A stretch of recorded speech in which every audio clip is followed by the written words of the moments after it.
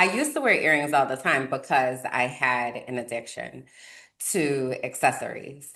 I had to deal with that addiction because I would just be having them to be having them. So when I left the US, I did like this big purge, and then there were certain earrings that I kept. And a lot of the earrings that I kept were one, lightweight, so made out of wood, and then Afrocentric, if you will, right? So this is an ankh. So the ankh actually is a symbol. I graduated from Fisk University, and our campus has an ankh built into the fabric of the campus.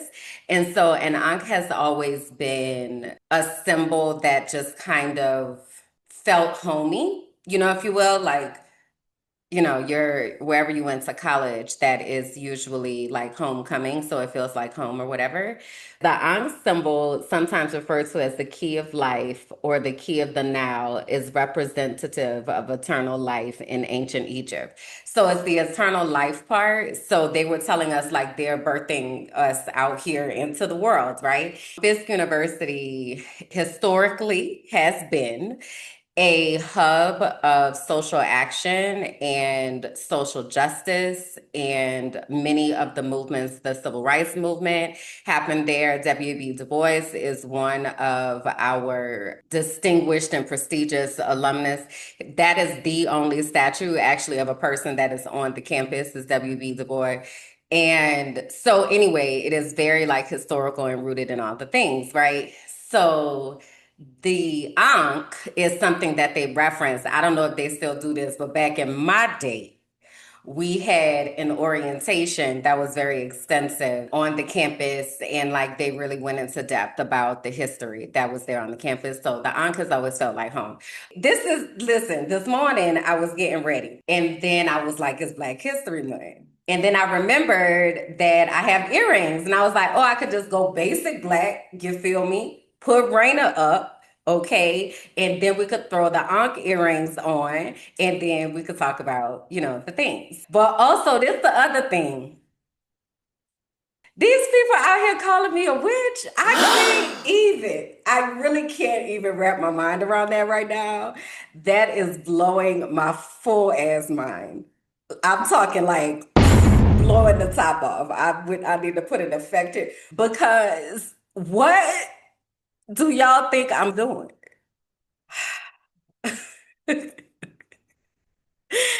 The comment in the chat says, who said that? It was a whole thing on Sunday on So You Don't Put Syrup on Your Grilled Cheese. She, the other day, was talking about, she was like, people are trying to figure out what you're doing. And she was like, there are people that think that you're a witch.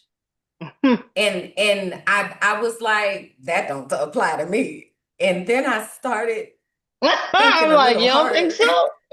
And then I was like, really? That's what people. And I had this moment of like, that is really interesting. But then also, so that pastor had told me I was gonna be in the wilderness, you know. Yes, yes. And Yeah. so then that because then I'm like, well, yeah, then I guess so, right? And Like they also must. because we can make so many excuses for the rituals that are present in Christianity and just like act like those are Nobody not thinks rituals, like those are right? rituals. Like, what do you think you're doing? And You're then literally so eating the body. Okay, anyway, go ahead. the history of accusing people of being witches and the Salem witch trials and the Spanish Inquisition and like all of that. And all of that goes back to our cultural and indigenous practices, right? So then Correct. I was like, oh, I do be talking about that stuff. So then maybe in that They context, people do be they thinking probably it. do. So this And you're morning, planty and all the things. Go ahead. oh, plants is a big Well, thing. because you know, like you're searching and actively using the plants for their medicinal Actual properties, like purposes. that is Mm-hmm. what that is. Mm-hmm. You know, just as a core practice of this is what the Mm-hmm. earth is supposed to do and provide for you in abundance. Like, But this is the thing. I do have an episode. It's one of these early episodes. And the title of the episode is Who Told You That Was Witchcraft? Because I really do think that we need to understand words and understand how words have been weaponized and who words have been attached to over the course of history. One of my favorite plays is The Crucible, and it was written about the Salem witch trials, which was a very real event that occurred. And I actually was in the Crucible. It's one of the last things that I did, definitely in theater. It was one of the last things I did before I left Florida. But I played Tituba, who was the Bayesian enslaved person of this family. So I didn't like to read when I was in school, okay? And I also didn't like history. I was very much math and science brained. I used to do it because I had to do it, but I did not like to do it until I got to AP English. And shout out to Miss Oubre because instead of her being like, we're going to read Romeo and Juliet, she was like, girl, it's these two kids, right? They neighbors. And they families don't like each other, right? But they still sitting here talking about that they gonna still be together. And girl, why they out here running around doing all sorts of things, girl? Then the family found out, girl. The so she was like leading with the story, right? And it was the first time that I was like, girl, where? Give me the book.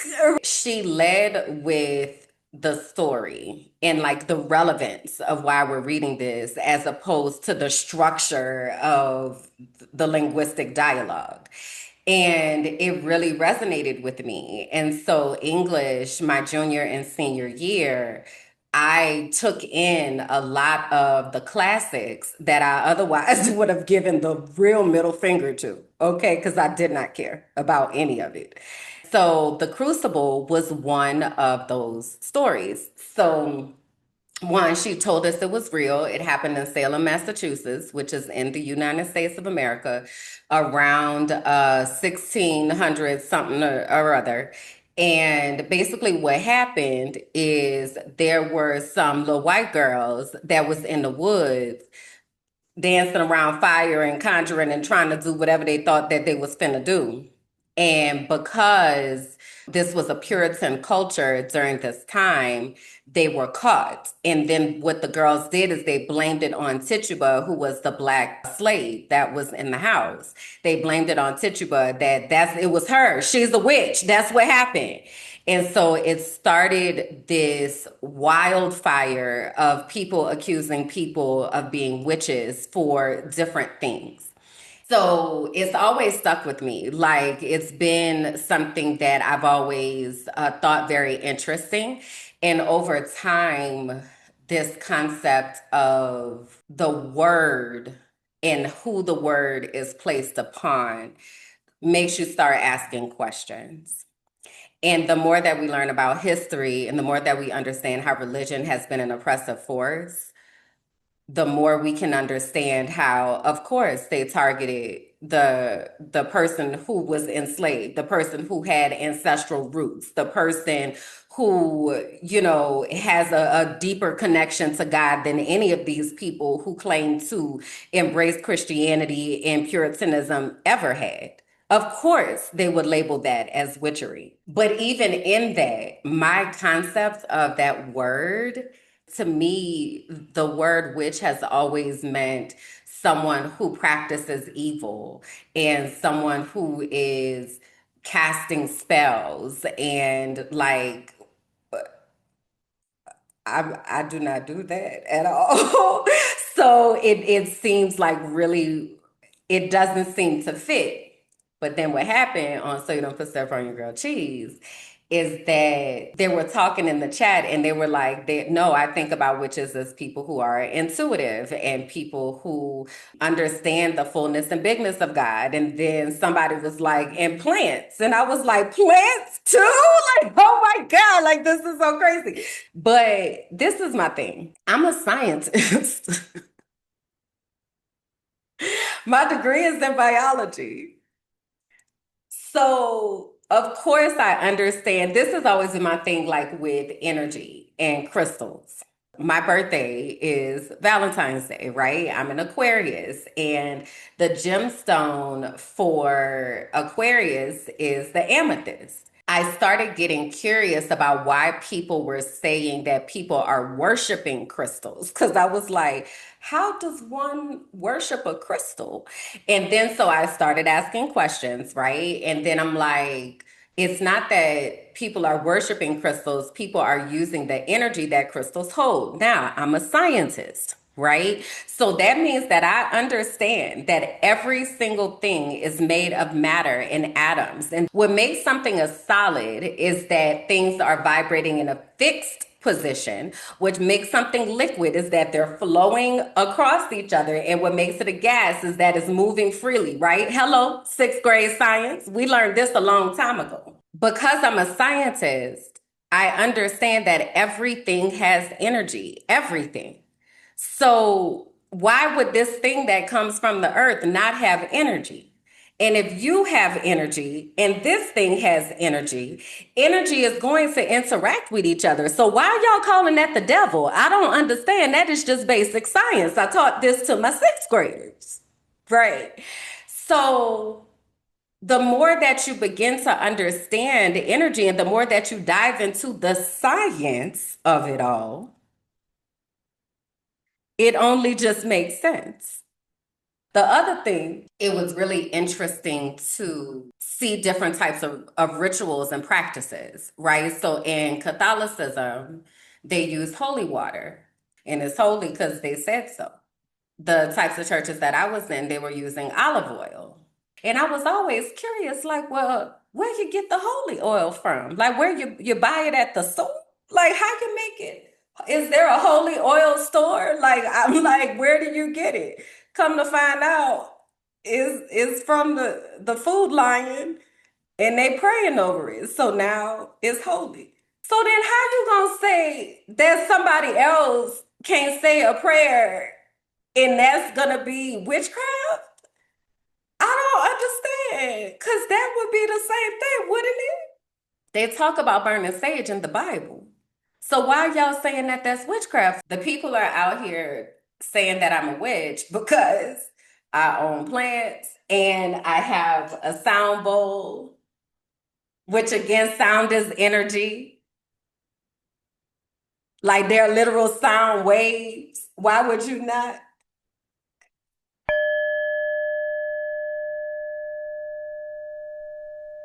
What is wrong with these people? The chat said I need to stop because I'm making too much sense. I'm gonna just stop there and let's go ahead on and get the show started. Hey y'all, I'm Kimberland, and this is the Frolicking Truth, a soft space for Black women who are tired, brilliant, and ready to heal. Here, joy meets justice. We calm our Black ass nervous systems, we unmask, and we leave behind whatever that is trying to kill us.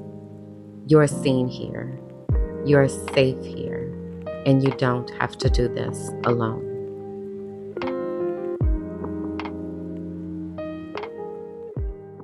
First off, I want to say happy Black History Month. Power to the people. I look so cute. I need to take pictures today. Do y'all tell y'all's friends that? Set the camera up and snap you some shots today because you're looking good, sis. So, hey, y'all, come on in here, child, and find a comfortable spot. Take a seat, strap in. I'm grateful to have y'all here. This is episode 37 of the Frolicking Truth podcast for Black women who are tired, brilliant, and ready to heal, where joy meets justice and nervous systems get free. It is okay if you don't identify with any of those descriptors. It just means that when you come ready to listen, ready to learn, and ready to support. So it's Black History Month. And I wanted to challenge myself this month to learn some new things. To learn some new things. So y'all know that I am an educator, and I started education in 2006. So this will be the 20th year that I've been in education. And the more that I understand about the world and the more that I understand about the school system and watching how things are evolving, and also, y'all know I have spoken very freely about the things that I experienced. I'm really, really aware of how much they are erasing history and how disconnected the children of today are from the things that have happened over the course of the life of the place called the United States of America. And it makes me wonder what I didn't learn, because I'm certain that there were things that I did not learn because I'm still learning things every day. So I've challenged myself throughout this month to get really intentional about researching new things or listening to different types of podcasts, or, like actually digging into the story behind the story about things, because it's a lot. It's a lot that has been erased. And it's a lot that is actively being erased. And so I know a lot of times people that are in my age group. So I am about to be 45 years old, y'all. Oh, I gotta say, okay, hold on. Let me write myself a note in the chat so I don't forget about that. Okay. But I'm about to be 45 years old, and there's there's so much that I have seen and learned and experienced, yet there is so much that I just really, really, really don't know. And so I want to be able to speak from a knowledgeable place about the things that may have been buried or hidden, because we losing recipes. Like literally, like we're literally losing understanding. So, for example, when I was growing up, we Roots, the drama series, I don't know what you call it, the historical docu-series, I'm gonna call it. Roots was like, you have to watch this. It was something that your family sat down and watched, and they used to play it on BET all the time, and it was just on. Now, Roots then evolved into, I believe it's Queen, which followed Alex Haley's mother. And like, so it was this whole thing. But that was a part of like the understanding, some of the understanding of our history. Then you had to watch Amistad and Rosewood. And one of my favorite, and I'm saying favorite, and I hate that I'm saying favorite, but one of my favorite civil rights movement movies, if you will, that used to come on all the time. It was called A Long Walk Home, and Whoopi Goldberg was in it. And it was about the Montgomery bus boycott. And then there was another movie about the Little Rock Nine that used to come on, the Ernest Green story, I think was the name of it. But like, those things aren't coming on anymore, right? A lot of this stuff happened on public broadcasting television. I don't know if y'all know about the series Eyes on the Prize. It was also around the civil rights movement. So while I didn't really care about a lot of that history, y'all, let me tell you the history I did care about, the history that mattered to Black people. Now that I was listening. It's actually interesting. There were two things in history that I used to be like, now I'll talk about this, was the Holocaust and Black history. I'm listening. Because what now? Because these things were not in the books, or they would be a paragraph in the book. And thank God, shout out to Miss Bayham. Now, Miss Bayham was my history teacher, my AP American History and AP Civics teacher. Okay. Now Miss Bayham used to do what Miss Oubre used to do.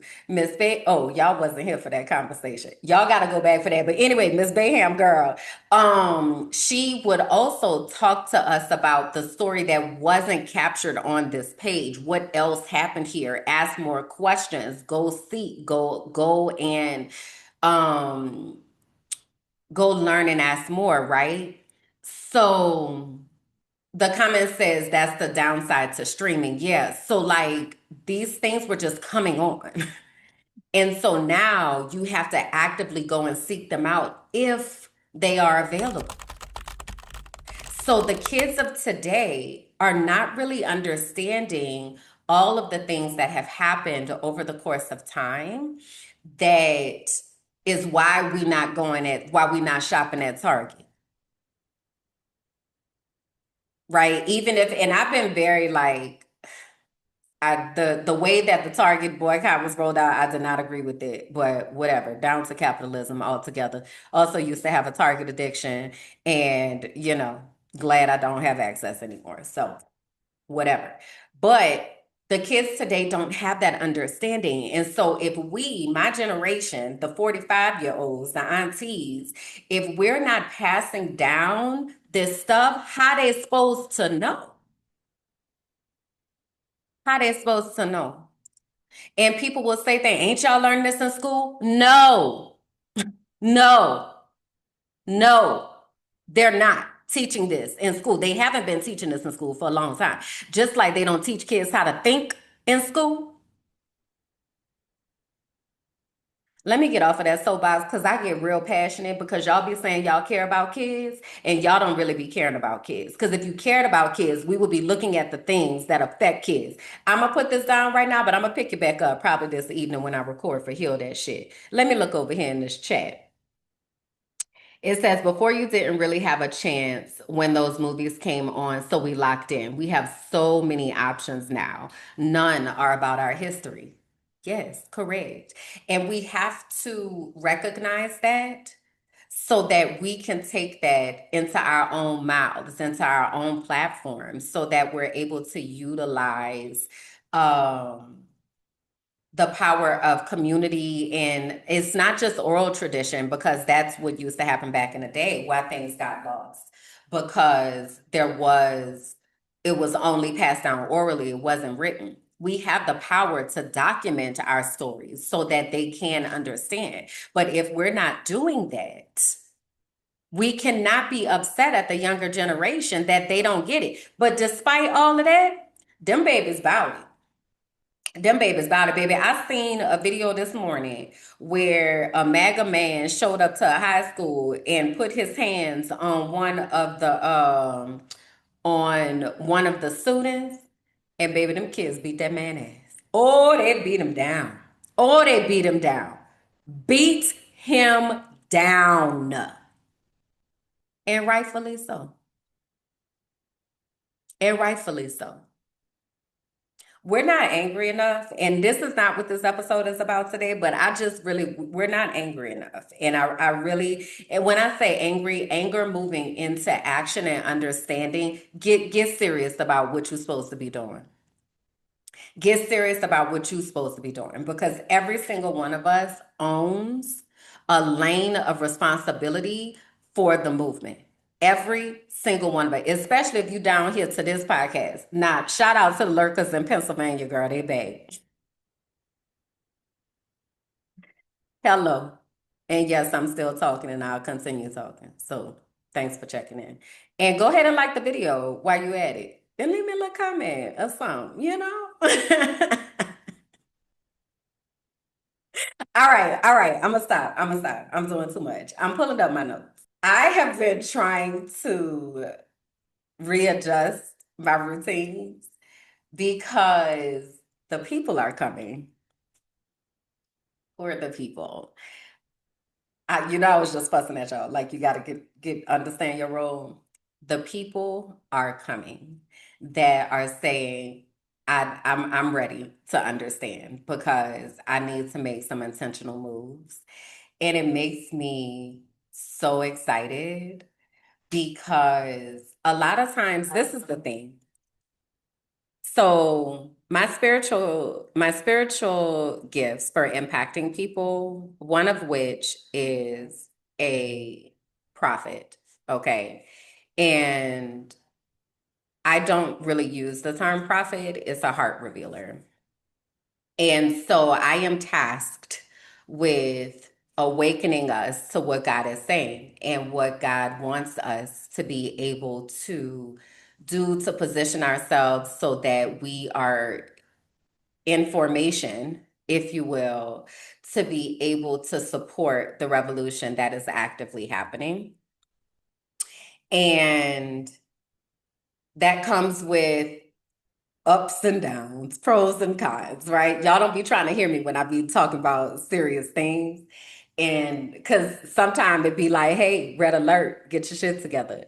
But then other times it's very much like, and also I'm bringing the people that need to be aligned with this movement. So I've told you all that Shekinah and I are working together and we created FoundHER Future Collective.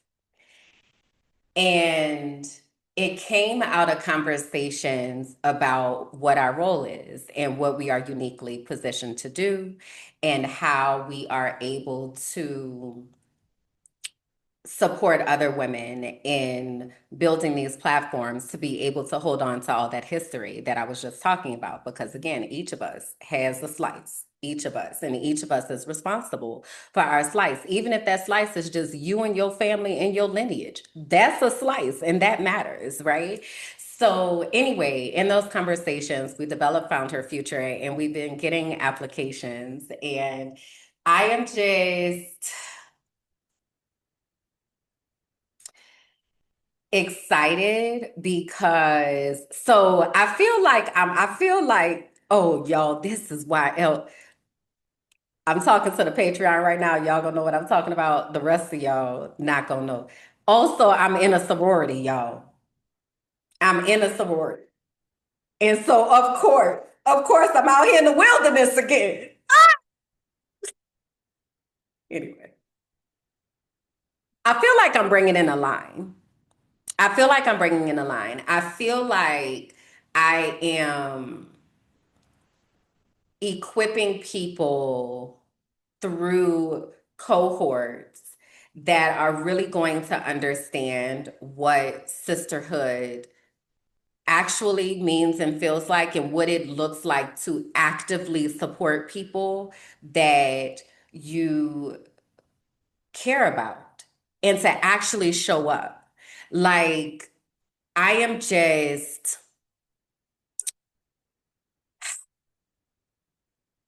I'm just so excited and encouraged. So I'm not going to reveal like who the people are yet. I think I don't know. I don't know how far because I love a good theme. So, we might have to have names and code names and all that kind of stuff. Oh my God, this could be so cute. Oh my God. But anyway, but I'm really, really excited about the women who are aligning with us and the people who are working in the background to make all of this happen. I just can't wait for you all to see what's happening. So I'm gonna be sharing different clips from, and I might do one a week, or I don't know how I'm gonna do it yet, but the people that are coming through Found Her Future and the people that are connected to the ecosystem they up in the ante, baby. They showing up on the YouTubes, honey, making content, like upgrading sets, like it's all kind of stuff that's happening. And I'm just so excited, right? So let me tell y'all about Shekinah. And that's why I've been calling Spy Kid over here in the chat. Also, let's talk sis. Okay, this girl, I'm gonna put a clip in here so y'all can see the upgrades and all of this stuff she done figured out just being out here on this internet. To it, let's talk. Okay, so as you can see, we have upgraded the set. Okay, just a few small, minor, major improvements. I was looking at it last year and I'm just like, I tried. Okay, I did try. I did make an effort, but it just was looking a little sad. you know. I wanted something a little more moody, a little more grown, a little more elevated. Okay, so we've added some lighting. We had some greenery, okay, but we've, decorated it a little bit more. We've added some backlighting, a little ambiance for the girls. Tell me what y'all think. Tell me how you feel. And if you're a designer or have a knack for design or set design, please let me know. Give me some ideas on what you think. Maybe I can add, take away, subtract to the set just to kind of add to those vibes that we're trying to go for. Your girl is 30 now, okay? She's real grown. And I want to reflect that, in the set and in the things that we're doing. Because I done told y'all I'm 45, okay? And so listen, Auntie know what she know, okay? And but also I could still learn, but also Auntie know what she know, okay? And I don't be knowing all the things, nor do I really be having time to sit down and actually figure it out. Like it's different to learn it and like go through the process. Okay, I see that. But to like start from scratch, that be feeling like a lot. But when you got a spy kid on your team, this girl, she been over there doing the things. So the Let's Talk Sis podcast universe will be intersecting here a lot. So we are planning on some things and I'm excited about it. Okay. I know one we have on Thursdays, we have a co-working. Now this is down there to the TikTok. Okay. And but also it's people down there to the TikTok. So I do realize that we need to have a presence everywhere because people are everywhere and people are actively looking to be a part of communities that they know are safe. It is an active revolution going on right now. I just again need y'all to tap in. So anyway, child, I'm gonna be going down there to the TikTok, child, and we'll start with co-working sessions. So they'll be on Thursdays at 12. I think we're doing 12 to 2 Eastern. So y'all can come and hang out with us. And I'm gonna probably be editing, or we might be looking at, oh, look how to make clips or whatever. So also if you're a content creator, listen, come on down. Okay. All right. I keep getting sidetracked. Keep going sidetrack. So with FoundHER Future, we're just really, really excited to be able to open the door for different types of creators, people that have different types of passions. So one of the people that's coming on board, her specialty is in Africana studies, and she has lived in various countries across the world, and particularly on the continent of Africa. So the global impact that we are making, I don't know if y'all understand. I really don't. And I be trying to put it into words, but sometimes it just be a lot. So this is what I need y'all to do. This is what I really need y'all to do. I told y'all my birthday coming up, right? Okay, so this is what I need y'all to do for my birthday. I need you to go to patreon.com/minding my black ass business. And I need you to at least join the free subscription to the archive. Okay? That's what I need y'all to do. And then I'm gonna put a chat there that you can say, hey, so I know like who the people are and like all of that. I will say that free is going to be limited. You're not going to be able to get everything. You're not going to be able to be in on all the conversations, okay? But you will at least get notifications so that when you are ready, that you can pay $5 a month to get into the archive and decide what your slice of the pie that you're keeping alive is going to be. Okay, that's what I want for my birthday. I really would like for you all to do that. Okay, that would mean a lot to me because there's a lot that we need to talk about and there's a lot that we need to do to support each other. And we have all the gifts that we need within the collective. We really do. So I'm asking you if you are listening to this, come on. Okay, won't you just come? Come on. I don't remember what the altar call song was. I don't remember what it was down there to the church house. Okay, moving on. Um, So if you are interested in being a part of the internship, Found Her Future, please go to tinyurl.com/foundherfuture. There you'll find a letter with more information, and then you can go ahead and fill out the application. The application is in depth because we want to really understand the type of environment that you need to be most successful, as well as what you are bringing into the collective. Okay, so tinyurl.com/foundherfuture. Now, you might be saying to yourself, I love that, girl. And also, I don't really have space to be able to barter services and, do all that. But I do want to be able to understand my spiritual gifts.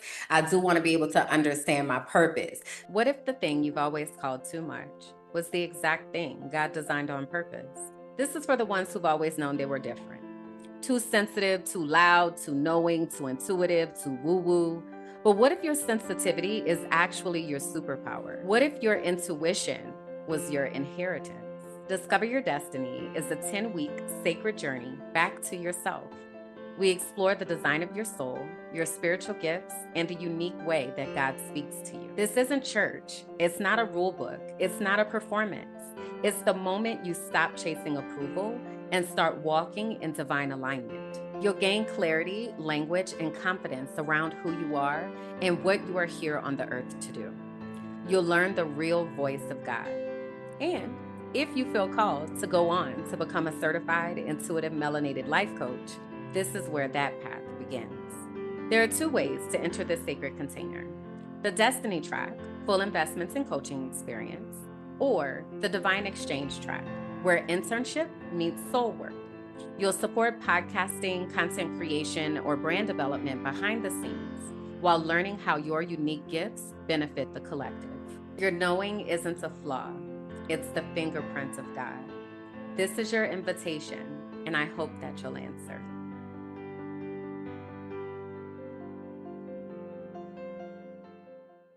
So now I need you to go to dyd25.com.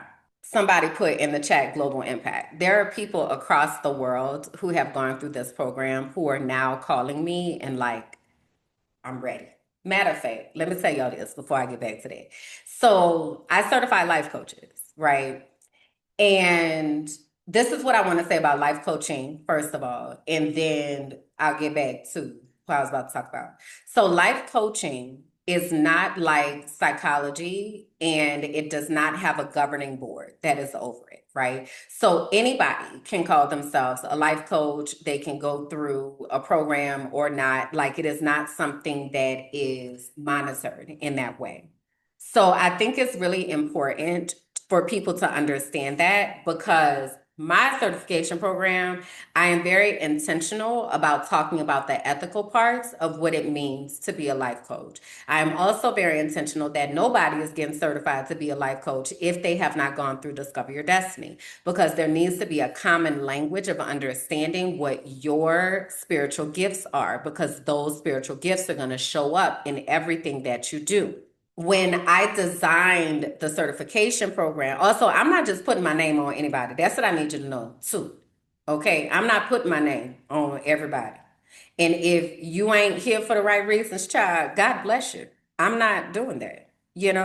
So also that, all right. But I need to know and understand that anybody that is saying that they got certified through me, that they're not out trying to harm people. So ethics is really big for me. Checking bias is really huge for me. It's important for me that anybody, this is the other thing, I only certify life coaches who are melanated.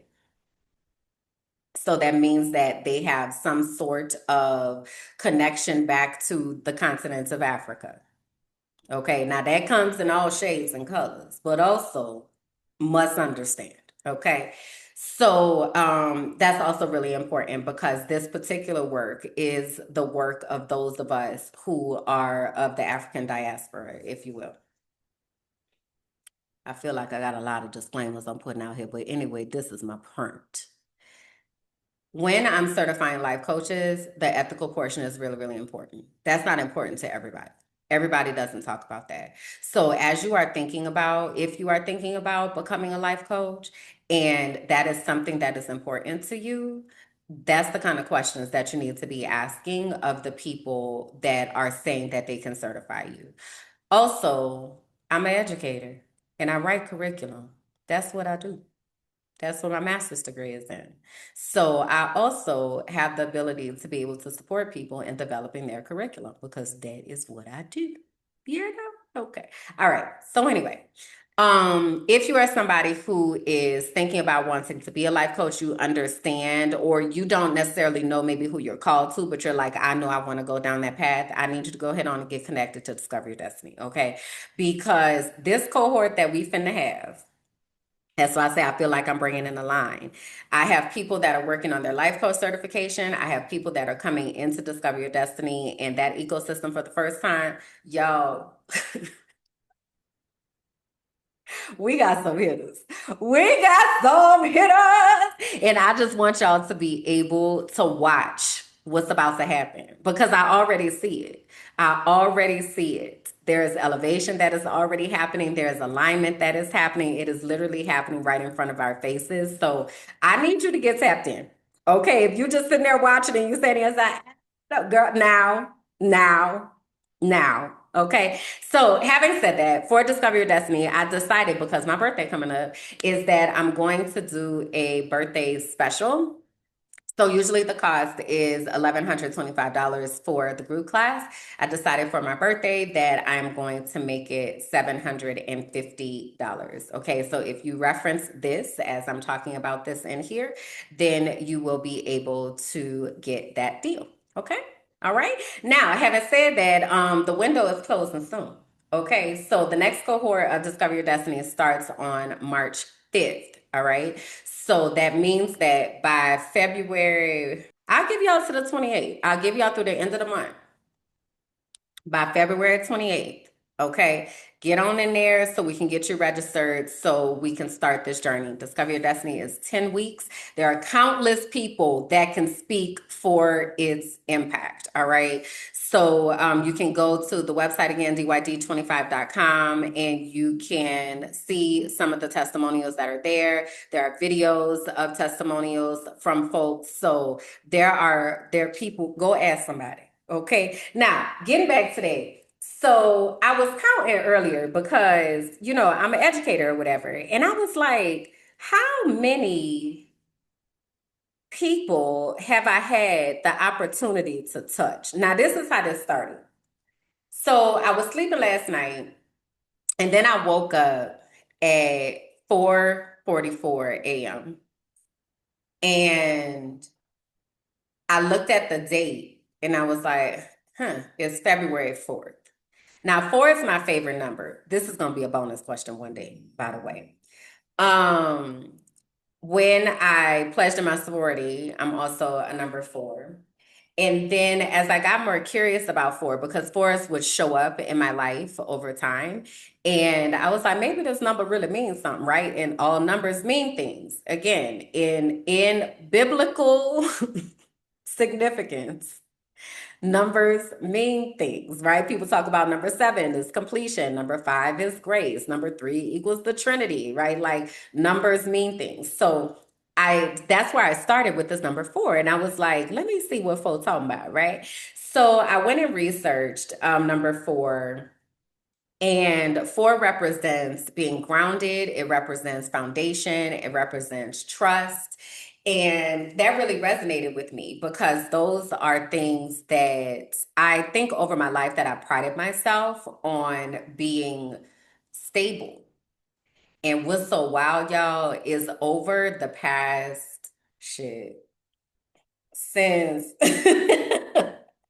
probably since like 2019. I noticed all these 4 showing up. I really resonate with 4. And I have been hearing in some readings that I have been listening to. This is why the people be calling me a witch, y'all. This is why. Um, there's a reader that I listen to. Her name is Natija Cave, and she's been calling up the number 4 as well. And I thought that that was just so interesting, right? And at some point, it kind of stops being a coincidence in my world. And it's just like, okay, God, what are you trying to say? And so when I woke up this morning, 4:44, February 4th, number four, oh my gosh, this is interesting. So I said to myself, I wrote down, I said, things are starting to feel more sturdy, and I don't even know where it's coming from. I just know that I've been sowing seeds. And then I started thinking, I said, I've mentored countless teachers and taught hundreds of children. And then I was like, let me try to count them up. So I spent 16 years in Hillsborough County Public Schools, right? The first 6 of those years, I was a classroom teacher. So each of those years, I had, let's say, 100 students. But I also taught or coached the STEP team. So that was another group of students that I didn't actively teach, but that was usually somewhere about, let's say, 10 per year. So just add 60 on to that. Whoever's doing the math, somebody likes crunching numbers. So that was the first 6 years. So then after that, I was a new teacher mentor. So each of those years, I did that for 4 years. So then I had maybe 25 teachers each year, but then I also had teachers that I only evaluated, right? But also my evaluations came with in-depth conversation and often lasting relationships because I really wanted them to be successful. So anyway, each of those 4 years, that was probably about 50 teachers. So that's about 200, right? But then I also started doing professional development. And professional development, now I'm teaching teachers K-12, right? And so I don't even know how to count those up. Let's just say over the course of a year in professional development, I probably had a chance to teach, let's say maybe 200 teachers per year. So that's over the 8 years, right? Okay.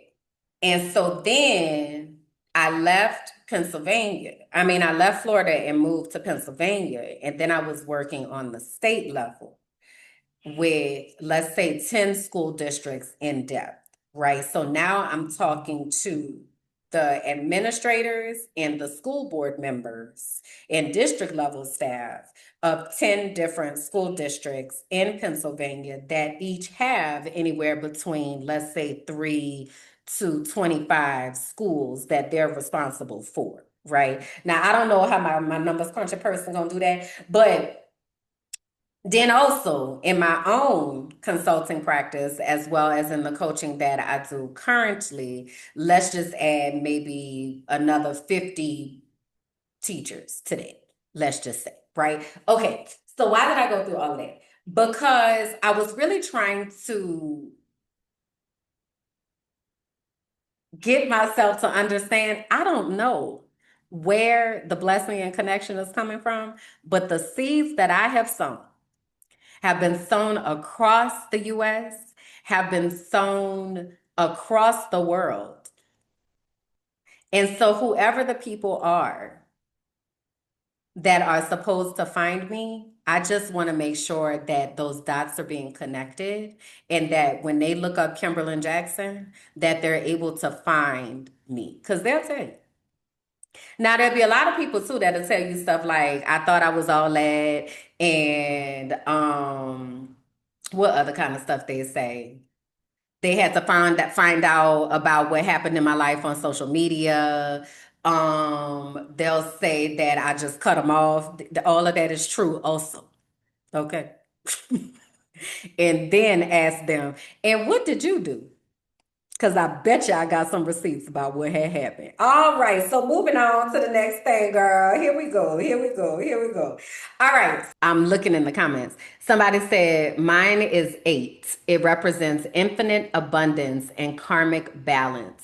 Biblically, new beginnings, as it is the day after the Sabbath. The number 8 is a very strong number as well. And then the other comment said, well, you are all that. I appreciate you, sis. Okay. All right. The last thing is the healing circle. The healing circle is going to be next Saturday, February 14th, that is Valentine's Day, at 10:30 a.m. Eastern. Our topic is self-love, and we're going to do breath work as well as a yoga flow to be able to connect back to our own spirits and what type of love makes us feel full and seen and appreciated, and what does that look like, and then how can we give that to ourselves?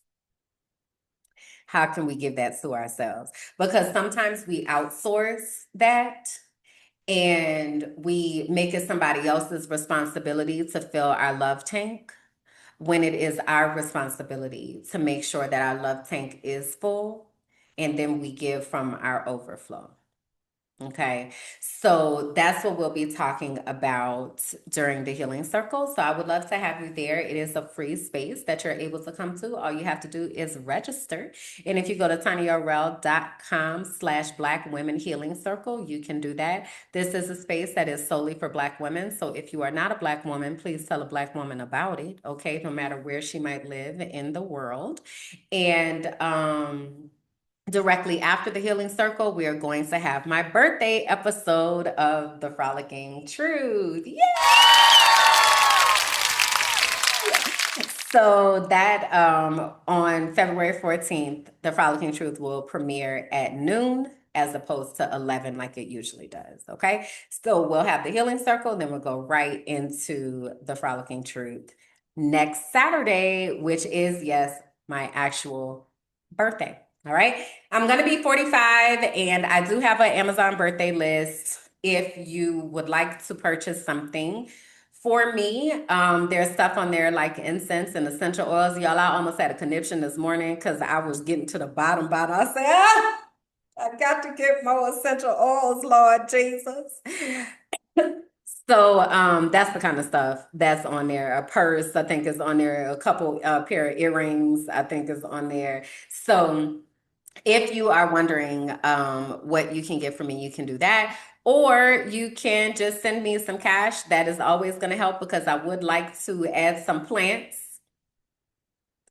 to my background here and balance out my set and all of that. So if you would like to donate to my plant fund, you can do that by going to Cash App $ Kimberland Jackson or Venmo at Kimberland Jackson, and or you can buy me a coffee.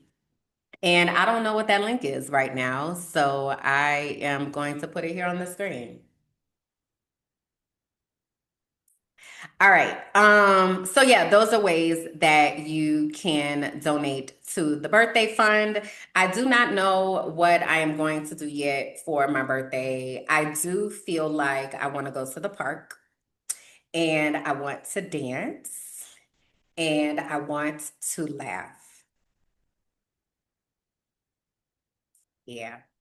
So whatever that means, that's what I'll be doing, and that's how I'll be bringing in my 45th year of life. So I'll keep y'all updated on that. Of course, if you are in the archive, I'll put some updates in the inner circle, and you all will get the information in real time.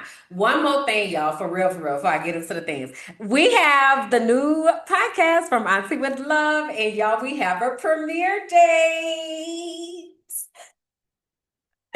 We have a premiere date, y'all. So we are going to be premiering the new podcast From Auntie With Love on Sunday, March 8th. So From Auntie With Love will live in the Sunday time slot on the Minding My Black Ass Business Network, opposite of So You Don't Put Syrup on Your Grilled Cheese. So it'll be on the opposite week. So now Sundays, child, when y'all looking for something to see, we gonna be dropping something new down there. Okay. See us. So I'm so excited. I will put the trailer in here just so you all can meet the aunties once again. I don't know if y'all can tell it now, but we're excited. Hey, y'all. Welcome to From Auntie With Love, a sisterverse of Black women reimagining life together. They told me to put a pinch of brown sugar. Who is they? Who is they? She's like a cookout. I'm trying to think back. right? You don't want to like go to a lounge? Four aunties in different seasons of life with stories to tell, thoughts to spill, wisdom to drop, and side eyes to give. That's how we'll have a mindful moment, a mindful booty moment. Okay. I'll lead us through a mindful booty moment. One of my newfound commandments is that I will hold space for change and forgiveness. Do not show up to anywhere that I do not know that you are coming, especially my house. You're going to find me with a drink high in the air in one hand and my body low. Yeah. Let's get into the conversations that don't usually make it to the table, but they should. With love. Always.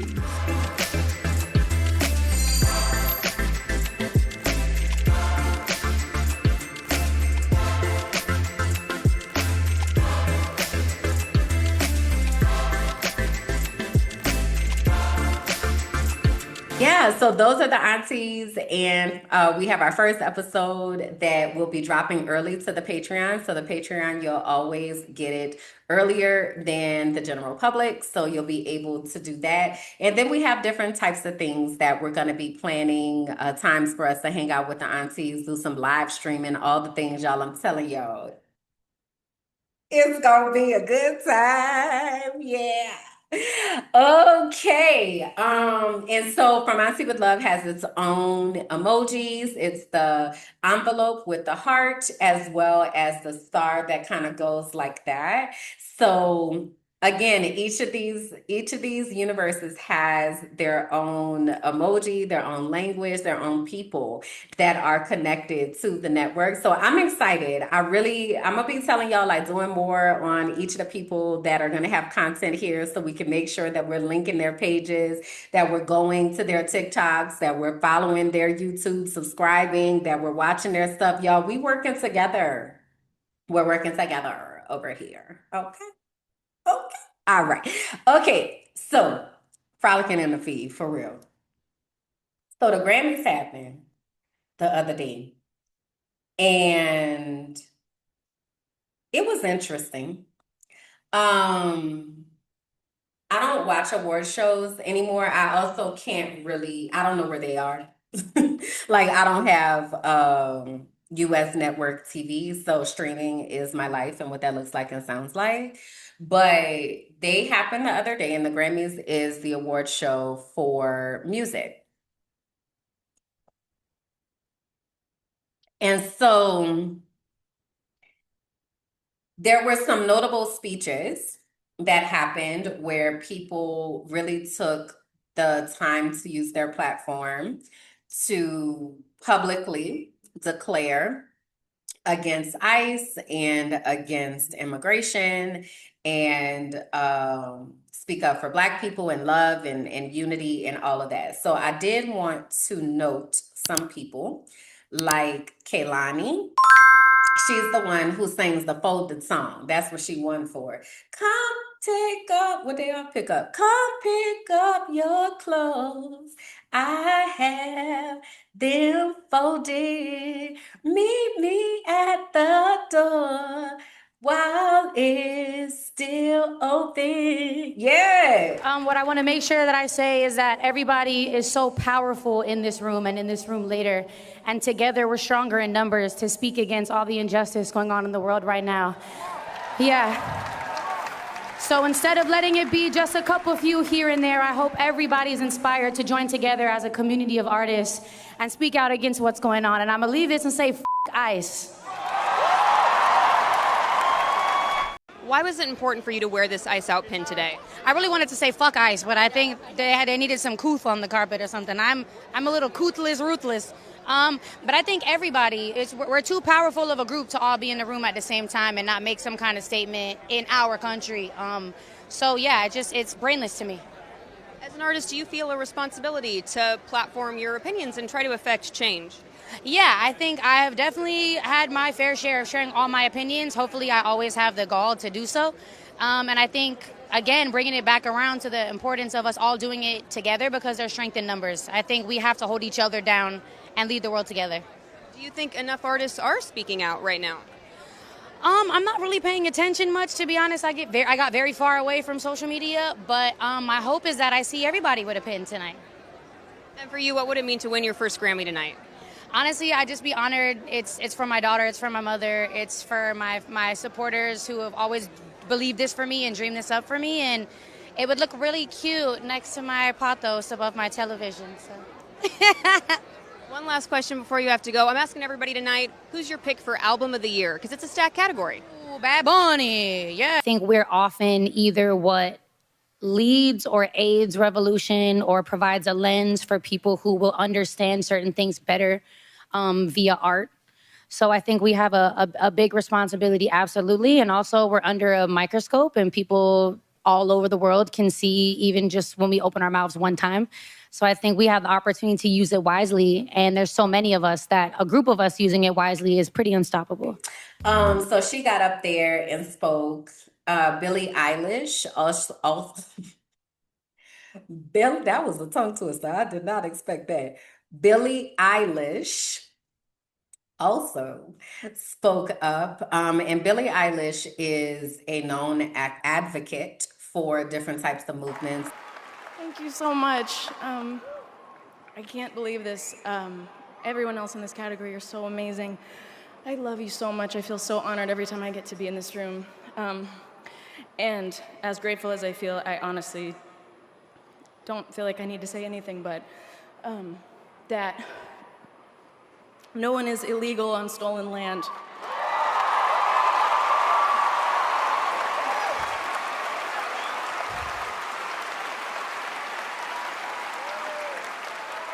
And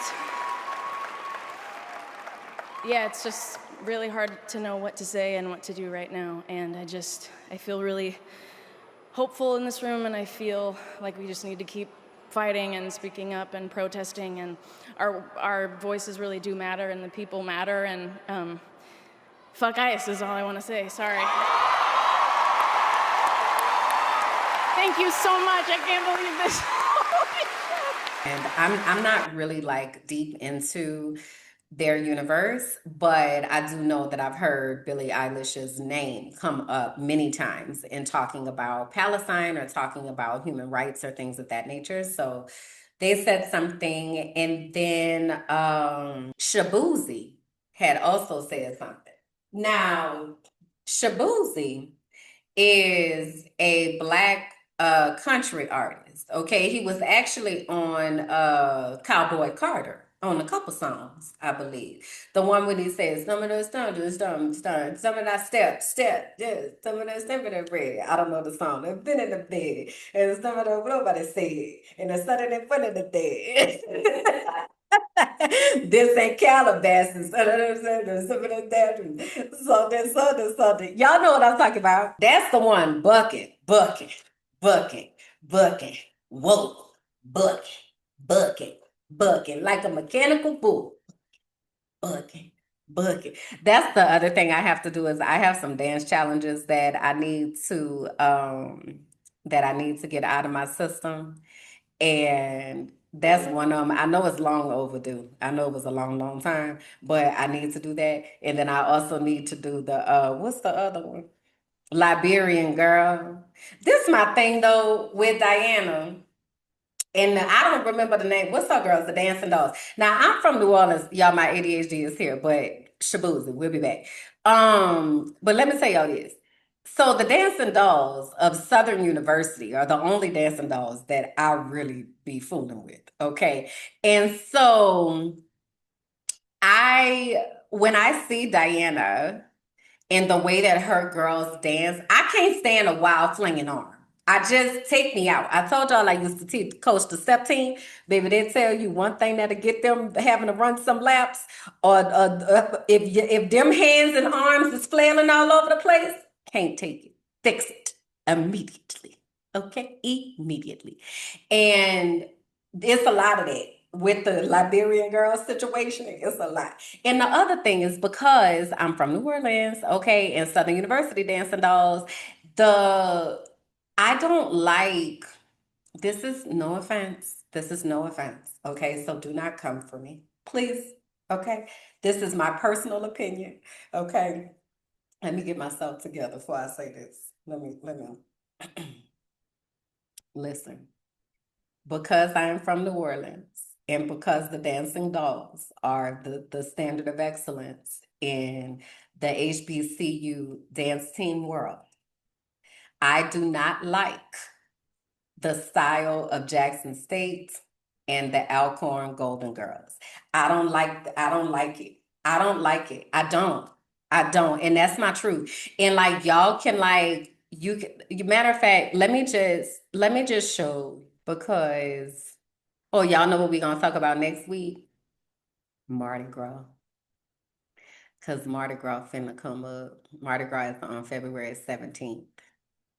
So we're gonna talk about it. I'm gonna show y'all what I'm talking about, okay? So that y'all can like not kill me. Now, if you're not in HBCU culture, HBCU stands for Historically Black College or University, you might not know what I'm talking about, but just follow along, all right? So these are the Jackson State J sets, right? And now, what I do love though, let me put this on mute right quick. What I do love from Jackson State are their drum majors. Okay, their drum majors are my favorite drum majors, but I don't like the girls.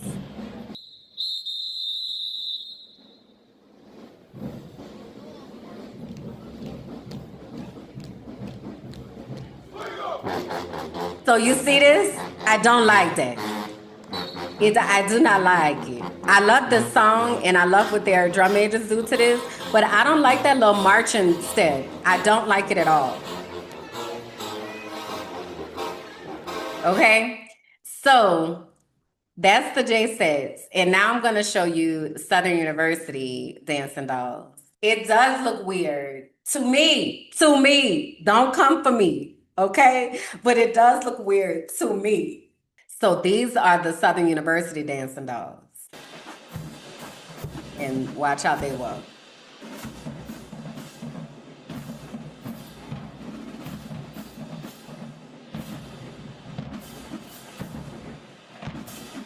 It just feels so smooth and flowy to me and much different than the other one. Okay. So why did I bring all of this up? Because I was talking about that Liberian girl dance move or what is called the dance challenge. And Diana and her girls, they really just they be doing too much with their arms and it be feeling very much like Jackson State type of vibe. And I do not like that. I do not like it at all. So I'm gonna do some dance challenges, but I'm gonna have to do it a different way because I don't want my arms flailing all about like that. So anyway, let me see what else. I was trying to get back to Shabuzi. So Shabuzi had basically said that immigrants built the country. I said, dear God, I just want to say thank you. Nothing is possible without you. Your love and will preserves me through it all. I want to also thank my mother, who as of today has retired from her job after 30 years. Working in the medical field as a registered nurse in the psych ward. She worked 3 to 4 jobs just to provide for me and my four siblings as an immigrant in this country. Thank you, Mom. And again, the last thing I want to say, immigrants built this country, literally. Actually, so this is for them, for all children of immigrants. This is also for those who came to this country in search of better opportunity to be a part of a nation that promised freedom for all and equal opportunity to everyone willing to work for it. Thank you for bringing your culture, your music, your stories, and your traditions here. You give America color. I love y'all so much. Thank you. And people felt some type of way about that because they said that he was ignoring the Black plight of enslaved Africans who came over to the country who were not immigrants, who were brought there against their will. Those are the people that built the United States of America.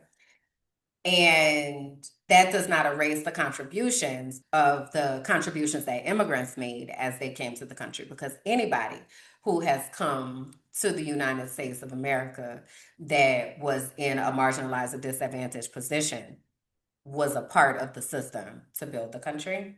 Shabuzi has Nigerian heritage. And one of the things that I think we don't talk about enough is that the continent of Africa has been highly colonized and has been infiltrated with white supremacy culture. I don't think we talk about that enough. And the way that it is weaponized against African Americans is that in African schools, I was listening to somebody the other day and he was in Kenya. And he was talking about the curriculum that they have in Kenya. And he was like, the curriculum in the schools is British and it doesn't really talk about African Americans. Like it's propaganda, like for the British people, like the way that they kind of think of themselves as the saviors to the African people and all of that. So he was saying, just like I was talking about earlier, if we don't take the intention to tell our children about what's happening, then they grow up thinking something that is completely outside of what actually happened. So the situation with Shabuzi made me really think about some conversations that I've had with people who are either first generation, and usually first generation from the continent of Africa. And what they believe about us as African Americans is that we either are not smart and incapable, or that I've also heard that we just don't fight. And so one of the reasons, when I was talking about Black History Month earlier, one of the reasons that I want to learn even more about the types of things that have happened is because I want to be able to dispel thoughts like that allow people of the diaspora to be disconnected from the oppression all of us have faced. Because the continent of Africa has been pillaged and destroyed by whiteness since they let the white folks in. Since they showed up on the shores and came in, Africa has been the main place where there has been genocide and destruction of every type. But if we aren't telling those stories, then we don't have that information to pass down to others. So I feel like I want to make that like a part of my thing. But the other thing that I was curious about was what they talking about at the churches in regards to immigration and what's happening right now. There was this clip of this white pastor, and he was talking about, I can play it for y'all. Renee Good, it's all Alex Preddy, no Keith Porter Jr., none of the others that have passed away that actually have brown and black bodies. All of a sudden, it is important. Just all I'm saying to you is noted, non-judgmental. But what am I supposed to do with that? Feel guilty? I'm just saying, observe it, notice it. That is how it works. That is how it works. Okay? Now, what's happening is we've come during a time of the camera. So these things are being exposed. And man, isn't it exhausting? Mm-hmm. Now I want to pause because my Black and Brown people are going, yeah, we've been at it for a while. And if you're already exhausted, young man, we might be in trouble. All right? Now just hang with me, okay? It's like drinking from a fire hydrant, isn't it? Yeah. Journalist arrested. Protesters murdered. Ballots seized right down the street. Child sex trafficking exposed. Communities being terrorized. Children detained. Oligarchs censoring. I got censored for the first time, your pastor, on TikTok. Censored by an oligarch. Because apparently I'm a threat. Democracy eroding. Every week there's something new, isn't there? Another crisis stacked on top of the last. Another norm shattered before I even have a chance to mourn the last one. And then I sit here right here this morning wondering right now when I finish this sermon and I go to lunch and I pop up my phone, what shock is coming next? Because what I've learned about white supremacy is it will do everything it can for you not to talk about the white supremacy. That's right. But what's more exhausting than all of these endless scandals is what never actually follows the scandals. No justice, no arrest, no consequences, no accountability. Instead, the opposite seems to be happening. Truth tellers are being punished. Power is being protected. Cruelty is being excused. The vulnerable are paying the price. I'm going to be honest with you. Some days this doesn't just feel like tyranny. It feels like inevitability. That's right. And I start to question, can this even be stopped? Because what we are dealing with now, what we are dealing with is no longer a right and left. Never really has been. That was the game the oligarchs played. That's right. And all of a sudden we have files coming out. I'm curious again about the things that are being said down there to the churches, because I feel like at what point do we start talking out? Like, at what line has to be crossed? And how much more do we need to find out before we start understanding our assignments? And we all have different assignments, okay? I continue to tell that. We all have different assignments that look very different depending on the context of who we are, the people that we have access to, the life experiences that we have had, but we all have a responsibility to be using that platform, because things are very far reaching, right? And so he started out talking, that pastor, and this pastor is at, what's the name of the church? Vinings Lake Church. I'm not sure where. Church leader Cody DC is the lead pastor of Vinings Lake Church. And he was talking to his group of attendees, which were a whole bunch of white people. And he was talking about Keith Porter Jr. and the double standard in America. So, but that's a white man who's using his platform to talk to the white people that are in his circle, right? So, like, I feel like we need more of that. And if we have more of that, then it will be very easy to see the people that stand out that are not aligned with the movement of humanity, right? Somebody else that won during the Grammys and is also getting a platform coming up this weekend is Bad Bunny. Now, I have been very vocal. I love Bad Bunny as far as a music artist and more so as an activist. So his latest, what's it called? His latest album is called Debí Tirar Más Fotos. And basically it says, I should have taken more pictures. And the album is really about the plight of Puerto Rico and the Puerto Rican people, the colonization by the United States, the genocide of the indigenous Taino people that lived in Puerto Rico, the way that they have been able to hold on to their culture. He also has a song, Le Paso, what's it called? Hawaii. I don't remember the full name of it, but it's a song about Hawaii and the same thing that happened in Hawaii. They don't want to happen in Puerto Rico because the U.S. colonized Hawaii. If you look it up, Hawaii didn't become a state until what, 1959 is when Hawaii became a state. And that was not because they wanted to become a state. It was because the U.S. had colonized them and destroyed their farmland, that they could no longer take care of themselves. So and they also kidnapped and maybe got rid of the queen that they had in Hawaii, the indigenous people there. And when the U.S. overthrew their sovereign government, Hawaii had no choice but to become a U.S. state. And that is how it became the 50th state. And that also was done in almost every other place, Alaska as well. The indigenous people there, the conditions were made so unlivable that they also had no choice but to become a state. So Bad Bunny talks about that as well. And I'm really, really, really looking forward to how he is going to use this platform.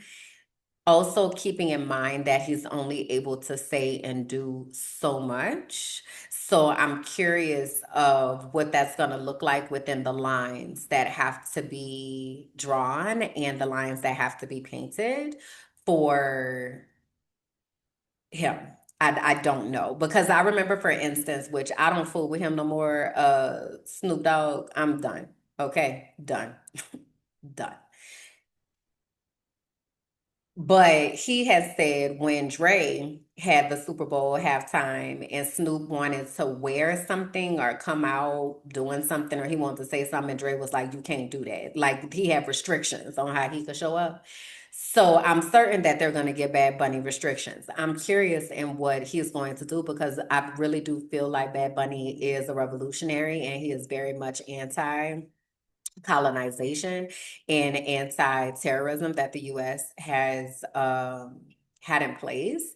And so I'm really, really curious, right? But in the theme of that, y'all, I not only have to learn those other TikTok dance challenges, I have to get my salsa moves up. Okay. And I only have, today is Wednesday, Thursday, Friday, Saturday. So I only have 4 days before I got to be ready, baby. Oh my God. I can't wait. So I am ready to have the dance floor cutting up for Sunday for the halftime show. I don't care about that game and I'm not going to be watching that game, but I am going to watch the halftime show. And I may actually wait till it gets on YouTube, honestly, afterwards. But I'm going to watch Bad Bunny's performance. I'm really, really looking forward to it because I really do feel like he deserves the recognition that he is getting. He made history by being the first Spanish album to win Album of the Year because De Tierra Foto is all in Espanol.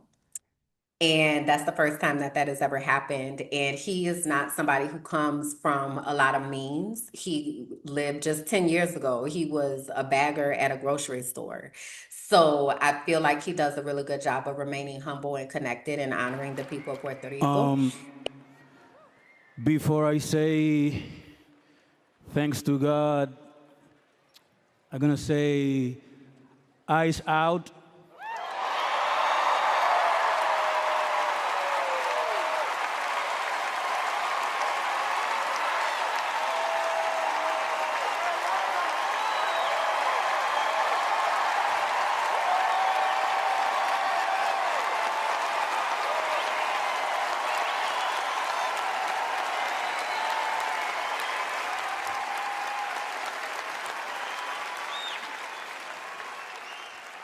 We're not savage, we're not animals, we're not aliens, we are humans and we are Americans.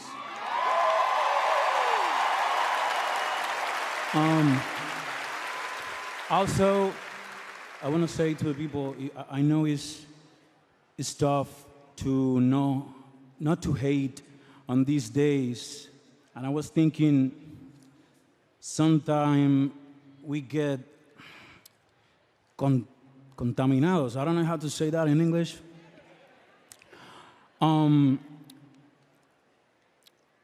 The hate get more powerful with more hate. The only thing that is more powerful than hate is love. So, please, we need to be different. If we fight, we have to do it with love. We don't hate them. We love our people, we love our family, and that's the way to do it, with love. Don't forget that, please. Thank you. Thank you, God. And I just have a lot of respect for him as an artist and an activist. So I'm really, really, really looking forward to that. And I have some salsa videos on deck because I gotta work on. They call it a shine. Is when like you separate from your partner, you're just doing your thing. So I got to learn me some, okay? Because I'm finna be in here turned up. wait. I cannot wait. Oh my God, I'm so excited. So yeah, that is what I saw while I was frolicking in the feed. And yeah, I'm really excited. Okay, so having said that, let me get ready to get up out of here and let me grab my quote for today. And this quote comes from one of my favorite creators, Kevin Fredericks, also known as Kev on Stage. And what he said is, I'm a big fan of myself. And I echo that so deeply. I'm really a big fan of myself, and I feel like we all should be. We all should be a really big fan of ourselves, because if we take the time to think about how we have been created and crafted and the way that we have still been able to show up for ourselves in this life and the ways that our hearts extend towards other people, you really should be a big fan of yourself. And so I'm looking forward to, over this week as I'm preparing for my birthday, of having a good time with myself and allowing my smart, witty, funny, silly, loving to laugh, deep and intuitive, sexy, cute as a button, intelligent, great friend. Like, I'm really looking forward to honoring all of those parts of myself and being my biggest fan. And so I invite you to also think about what that looks like for you to show up as your biggest fan, okay?